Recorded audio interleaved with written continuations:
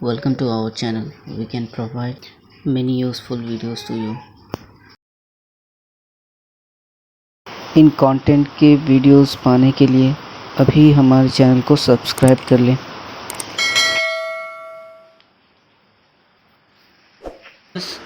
आज हम चर्चा करने जा रहे हैं हिंदी की एक बहुत ही प्यारी और प्रसिद्ध कविता अकाल और उसके बाद।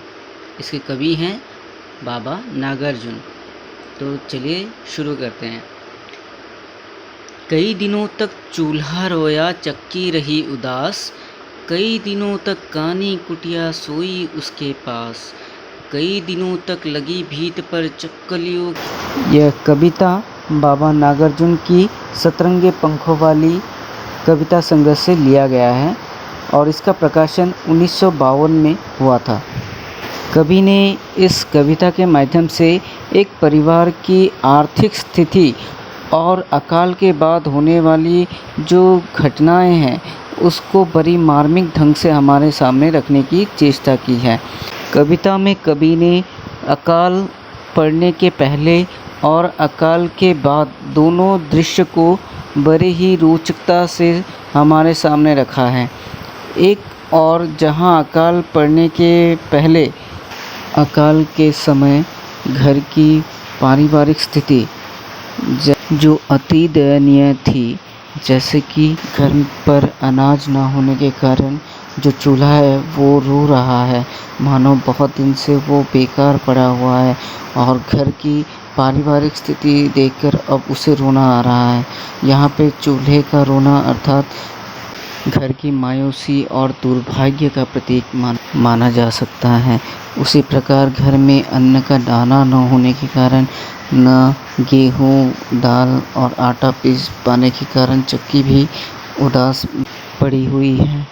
और उसी घर का एक वफादार कुत्ता जो अपने मालिक को इस कष्ट में भी छोड़ना नहीं चाहता, वो चूल्हे के पास इस तरह इस उम्मीद में बैठा है कि मानो कल ये चूल्हा जलेगा और उसे खाने को कुछ दाना मिल जाएगा।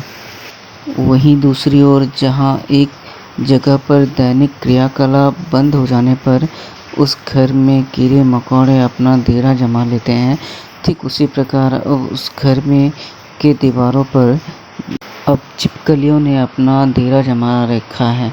और तो और घर में अनाज ना होने के कारण, खाना ना होने के कारण जो उस घर के चूहे थे अब उनको भी खाना नहीं मिल पा रहा है और इसीलिए अब उनकी भी हालत जो है वो दिन ब दिन बिगड़ती जा रही है। वहीं बाबा नागार्जुन दूसरे दृश्य में जहां अकाल ख़त्म हो जाता है, उसके बाद कुछ दाने, कुछ अनाज उस घर में आते हैं, तो उसके बाद के परिदृश्य को हमारे सामने बहुत ही रोचक ढंग से प्रस्तुत करते हैं।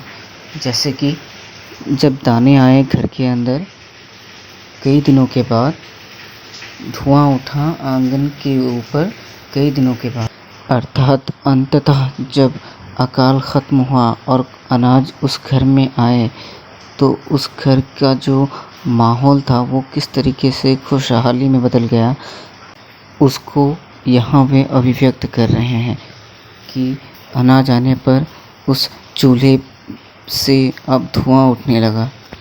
घर में जितने भी प्राणी थे उनकी आँखों में अनाज आने के कारण, खाना बनने के कारण आँखों में एक अजीब सी खुशी की चमक छा गई।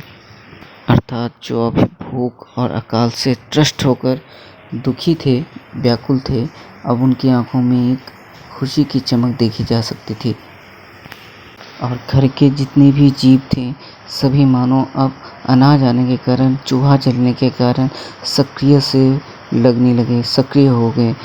और वहीं बाहर जो कौवे थे उसने भी अपने पंख खुजवाने लगे, मानो उस धुएं से, उस चूल्हे के जलने से उसे यह प्रतीत होने लगा कि अब उसे भी कुछ न कुछ खाने को अवश्य मिलेगा। यानी सभी के अंतर्मन में अब ये आशा का दीप जलने लगा कि अब सभी को कुछ न कुछ खाने को मिलेगा और भूख के कारण उनकी मृत्यु नहीं होगी। एक कविता जहाँ एक और हमारे भारतीय ग्राम जीवन की यथार्थ चित्रण अर्थात सच्ची तस्वीर को दूसरी ओर कवि की भाषा और अलंकार संबंधी ज्ञान और उसके प्रयोग के कारण ये कविता सभी पाठक वर्गों के सामने मनोरंजन और आकर्षक लगने लगते हैं। अर्थात ये कहना गलत नहीं होगा कि सच्ची घटना को बेहद ही मनोरंजन ढंग से पाठक वर्गों के सामने प्रस्तुत करने में बाबा नागार्जुन अत्यंत सफल रहे हैं। शुद्ध खड़ी बोली और मानवीकरण अलंकार का प्रयोग इस कविता की एक अन्यतम विशेषता रही है। चूल्हा कभी नहीं रोता, न ही कभी चक्की जो है वो उदास होती है। ये चूल्हे का रोना और चक्की का उदास होना उनके मानवीयकरण अलंकार के प्रस्तुतिकरण का एक सार्थक उदाहरण है, जिसके माध्यम से उन्होंने कविता में जो भी अभिव्यक्त करना चाहा है उसे वे सफलतापूर्वक अभिव्यक्त कर सके। तो कविता कला की दृष्टि से और उद्देश्य की दृष्टि से यह कविता बहुत ही रोचक, मनोरंजक और प्रासंगिक है।